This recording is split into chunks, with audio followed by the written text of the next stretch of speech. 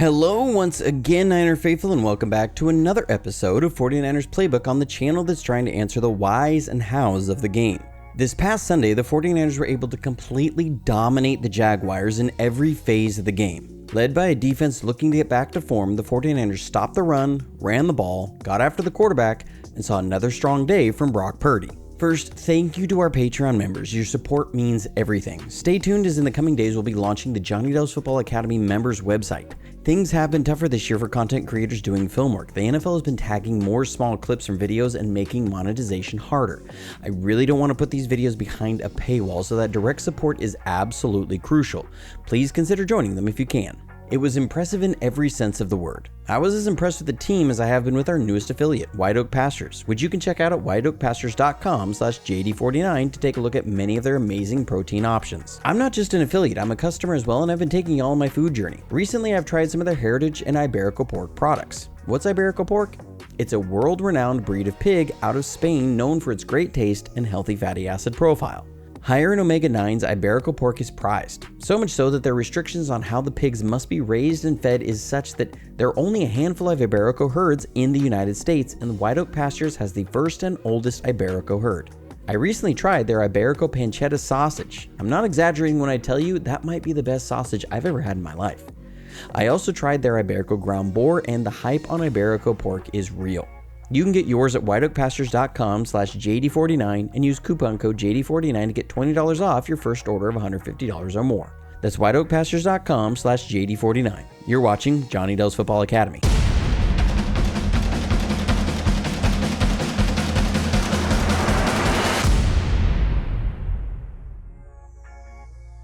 Here, it's the opening play of the game, and the one thing the team has really struggled with during their losing streak was containing the run. So Wilkes comes out on the very first play of the game with 5 down linemen.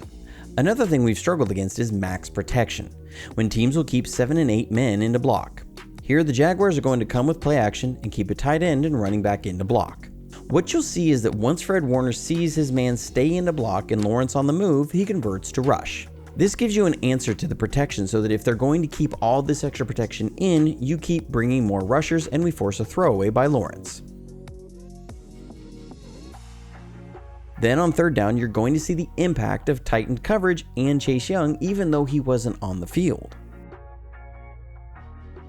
So when it comes to tightened coverage, the Jaguars are running a curl flat concept with Christian Kirk on a post route.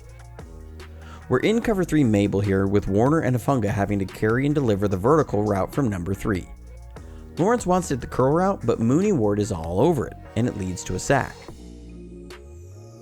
I'll spotlight the coverage here because if we go back to the Minnesota game, Mooney Ward got beat on some curl routes just like this a couple times when we had a good pass rush, so credit to him here for tightening up.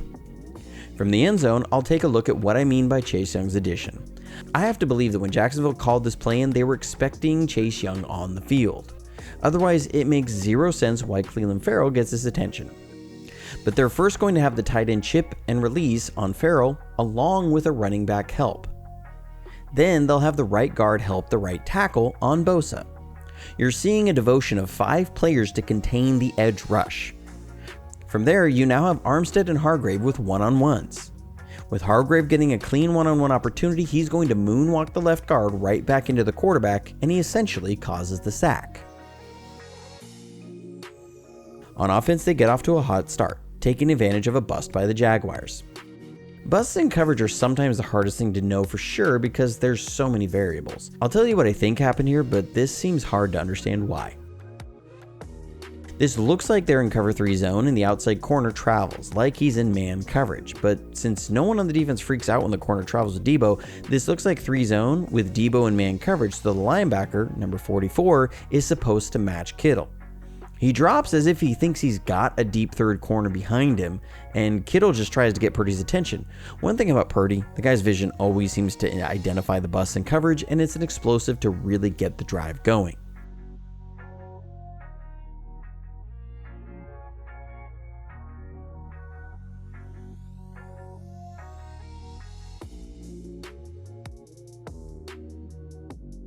Then we get an off-schedule play for a touchdown.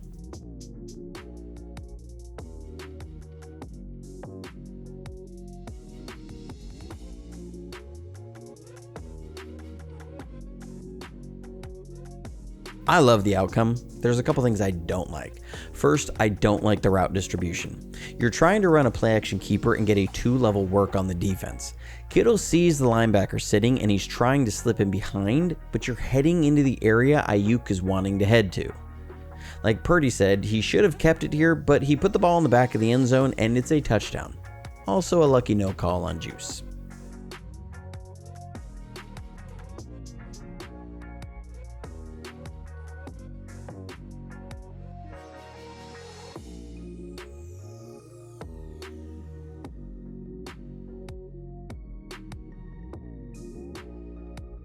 Back on defense, you're going to see that stronger attention to stopping the run. The Jaguars are going to try and run a power run here. They'll double team on Armstead, pull the guard to lead a roundup in the hole. First, Bosa shows why he's the player he is. He's great against the run and pass. He contains the edge to squeeze down the hole, and Armstead does a good job anchoring against the double team. So when Etienne gets the ball, he can't cut back inside. Warner is there. He tries to get in the hole, and because Bosa and Armstead squeeze the hole, Greenlaw is kept clean, and it's no gain on the run.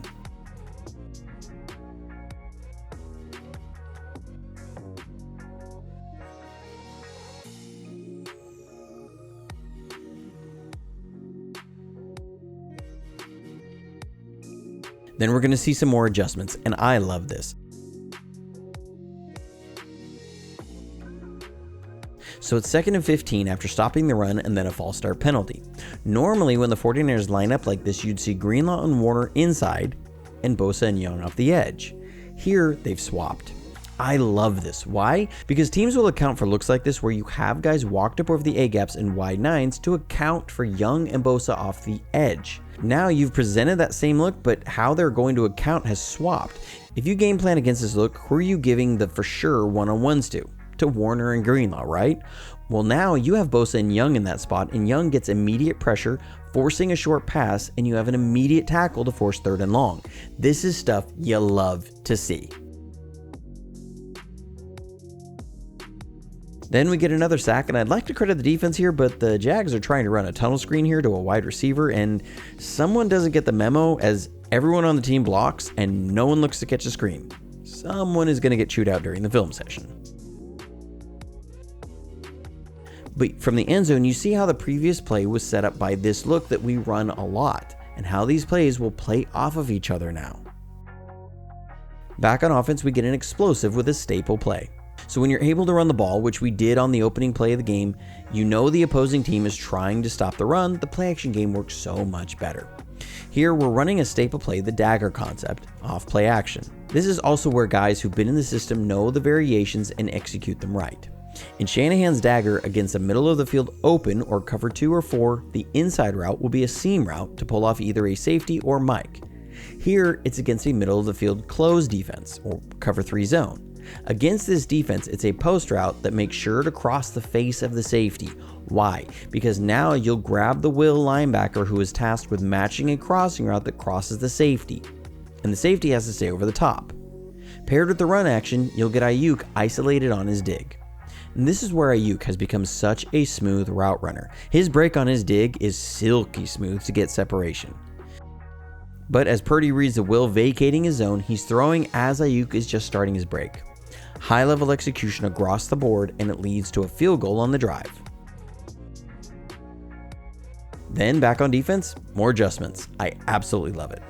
First, we'll talk about the back end from a coverage perspective and how this is tying the back end to the front. We're coming with what's called a creeper blitz. It's bringing a second level defender on a blitz, but only a 4-man rush. To the 3 receiver side, you're going to bring Fred Warner over the A gap and have Chase Young stand up. Then at the snap, you'll drop Young into coverage on the 3 receiver side, allowing you to keep 4 over 3. And Warner will drop out to the 2 receiver side, keeping 3 over 2. So you have the numbers advantage in coverage. From the end zone, we'll look at what this design does to the protection. By having Warner over the A-gap, the line has to slide to his side to account for him.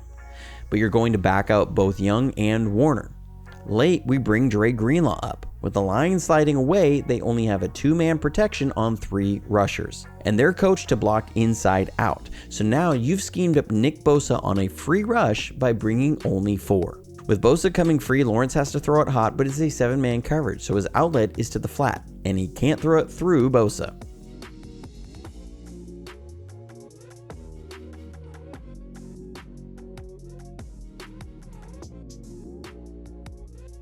Then again, you're going to see the impact of Chase Young.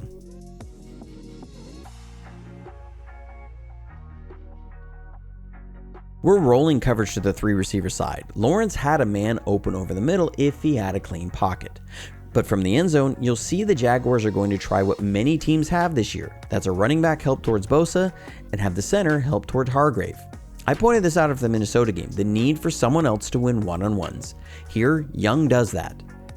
Even though Young goes to the ground, the pressure off the edge forces Lawrence to climb the pocket and try and reset, where it's an incomplete pass on 3rd down. Then we get the first forced turnover with a mix of, again, good adjustments by Wilkes and great execution.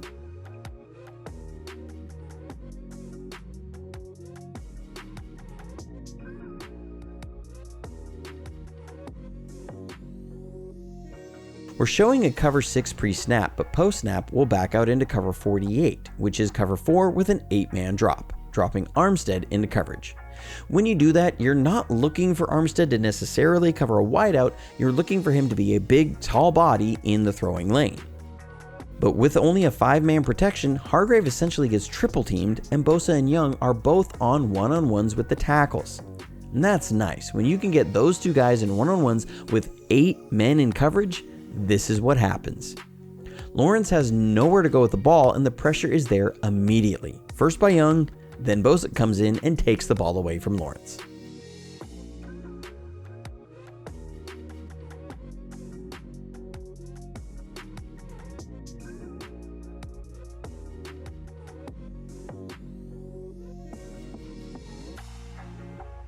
Then back on offense a couple drives later, we see the run game doing what we haven't seen during this 3-game losing streak. I've talked about how the loss of both Debo and Trent have been huge for the run game, and you'll see it here. We're running a crack toss play, and Debo's block and his execution are going to be crucial. He's tasked with picking up the second pursuit player on the second level. The first pursuit player is Juice's responsibility. So as the play goes, you'll see Debo pass off the first, pick up the second, and Juice pick up the first. That's a thing of beauty to watch in the run game. This allows you to have Trent Williams one-on-one with a DB who decides he wants no part of Trent, and you get a chunk gain on the run. These are the kinds of plays you couldn't run without Trent and Debo on the field. Then you get another chunk gain with McCaffrey.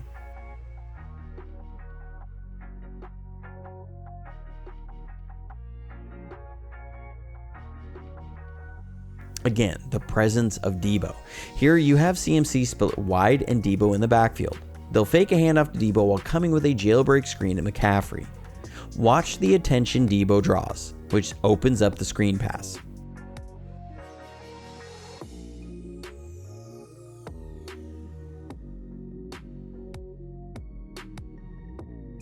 If we run this back, follow number 33. This is the impact of Debo and how getting just one guy out of position can give you huge plays.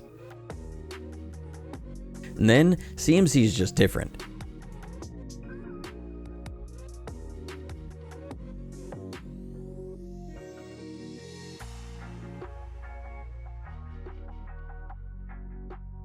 They're trying to run a deep horizontal stretch against soft zone, which then you just check it down to McCaffrey and he gets you 9 yards and a further 15 on a face mask penalty that gets you into field goal range right before the end of the half.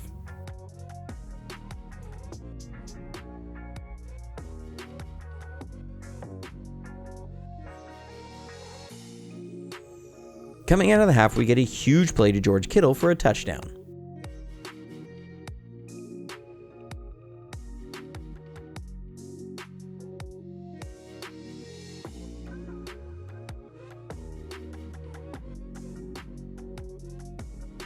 I love this because we've gotten really close to hitting this play a number of times over the years, but for one reason or another, haven't hit it. It's a basic concept, which has a basic route paired with a wheel route. The Jaguars are in cover one man. Now I want to think that this is just a pump fake by Purdy. The idea is to draw the defense to Ayuk on his basic route, which is kind of like a drift route, something the 49ers do a lot. We all know they love all those throws over the middle of the field. This is a way you counter how the defense will jump on those. So when the middle safety drives on Ayuk, Purdy then hits Kittle.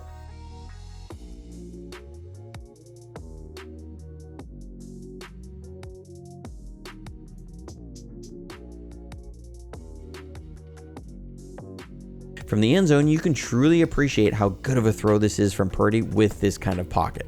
To be able to make this throw in this pocket is really, really impressive. And you gotta love the reaction from Shanahan as we finally hit this play.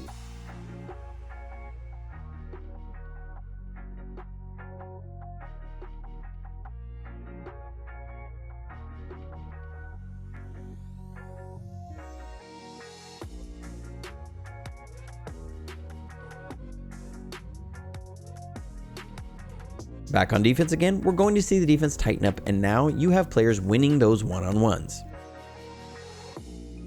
The Jaguars are just trying to hit a drive starter, coming out of the half and now down 20-3. They're going to go with play action, keep both tight ends to chip and then release, and have double curl routes.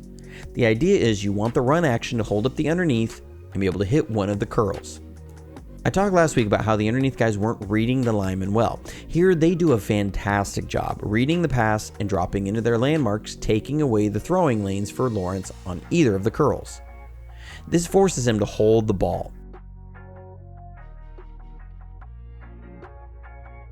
From the end zone, they manage double teams on everyone except Javon Hargrave, who whoops the left guard, flushing Lawrence and causing the sack. Then there's some plays the coverage unit made that you truly can't appreciate until you see it from these angles.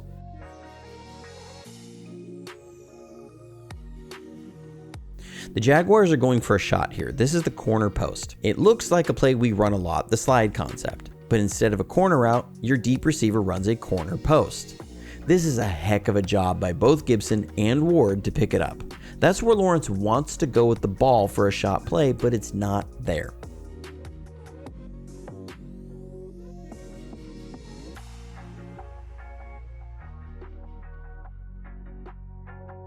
Next, you're seeing how the defense as a whole is stepping up, and again, the addition of Chase Young.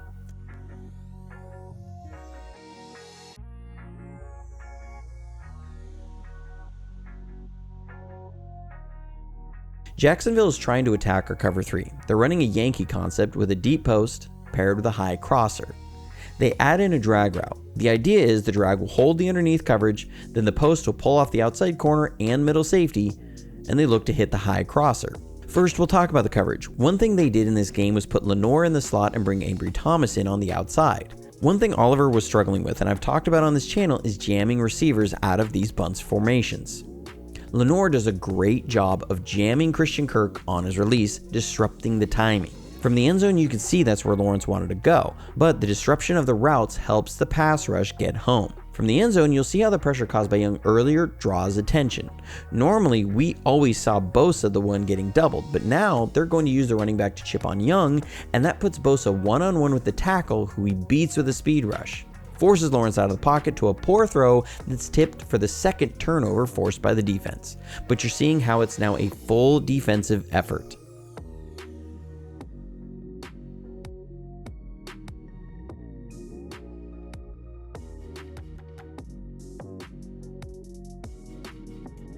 Next, we force another turnover on a really nice play by Ambry Thomas.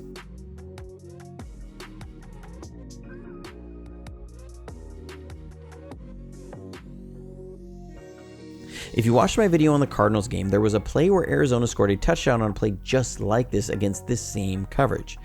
People ask, what all adjustments did Wilkes make? Some of it are players executing correctly.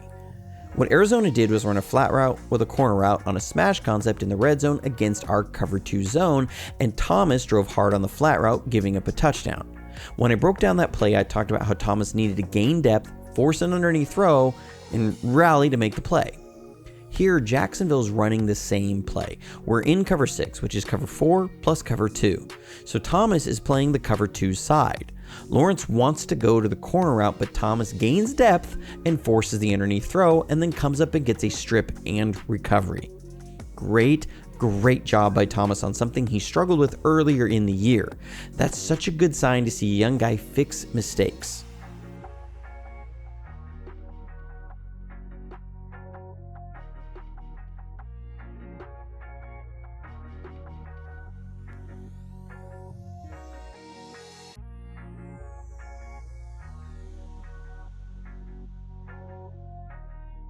After the run back is called back, we get a huge third down conversion on 3rd and long. I've said even through the losing streak that Brock Purdy has been playing really well, and it's things like this. We're trying to hit Debo on a high crosser on a speedo concept. This works really well against cover 3 zone as you clear out a deep third and then hit the high crossing route. Sometimes we pair it with a dig as well in case it gets matched, but here we're going to pair it with what's called a blaze out, which breaks in like a dig, then works back outside. The Jaguars are showing 3 zone pre-snap, but right at the snap you'll see them rotate into cover 2 zone. This is where Purdy sees the safety rotation. You can see him look to the high crosser, pull off of it, and hit Ayuk on the blaze out. That's a really high level quarterback play that on 3rd and 9, he sees the defensive rotation, checks the safety on his second progression that once he sees the safety sit down on the dig, throws the blaze out. From the end zone you can see the window Purdy threw into and a little celebration hop from Shanny.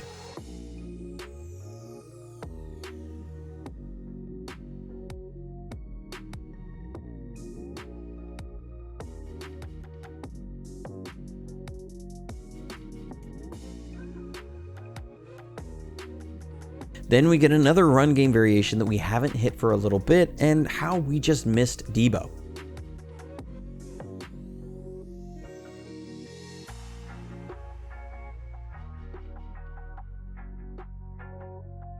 This is a play we've run a number of times over the years. We'll bring Warner on late motion, and he's going to have a wind back block where he's got to stop, then wind back around.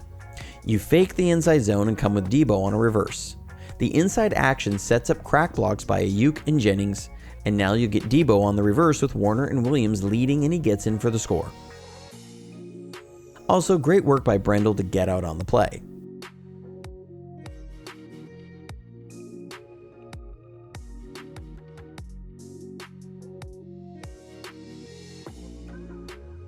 Then back on defense on a desperation 4th and 15, we get another interception.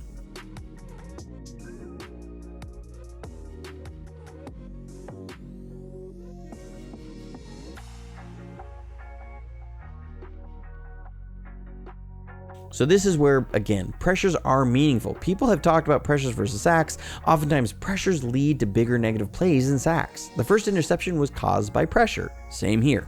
They're running a dagger concept versus a very soft cover 3 zone, and Lawrence, under pressure from Hargrave, tries a desperation throw to the dig.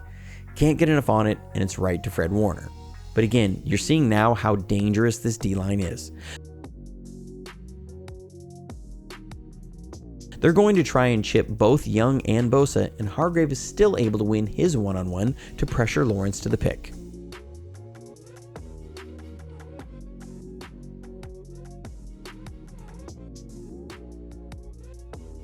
Also, I love Gibson with the standing celebration.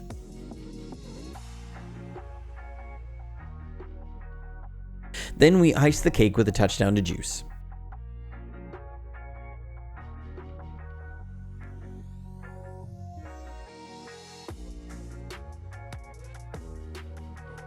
This is a nice off-schedule play. We're just trying to work a slide concept, and Jacksonville plays it well, but by overplaying the whole thing, they've left the middle of the field wide open where Juice finds him space, Purdy locates him, and gets him the ball for the touchdown. Overall, it was an awesome win against a very good football team. This felt like a return to 49ers football and what the team should have been. So let's look forward to a matchup against the Buccaneers where hopefully the team can gain some ground on the Eagles for the #1 seed. But until next time, stay safe, stay healthy, and go Niners.